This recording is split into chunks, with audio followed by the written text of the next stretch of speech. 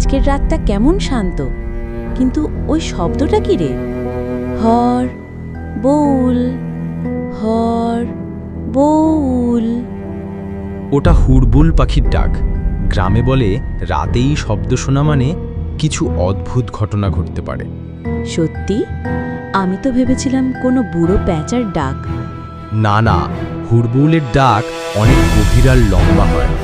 লোককথায় বলে যদি একটানা 3বার শোনো তাহলে কারোর স্বপ্ন সত্যি হতে পারে, অথবা বিপদ আসতে পারে। আরে, আমি তো 3বারই শুনেছি এখন। তাহলে সাবধানে থাকিস।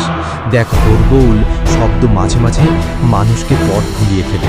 রাতে গভীর বনে গেলে হঠাৎ চারপাশে অন্ধকার আর অদ্ভুত আলো দেখা যায়। উফ, তুমি এসব বলে ভয় পাইয়ে দিলে। চল গ্রামে ফিরে যাই। হ্যাঁ চল, তবে মনে রাখিস হুড়বুলের ডাক শুধু শব্দ নয়, ওটা এক ধরনের বার্তা।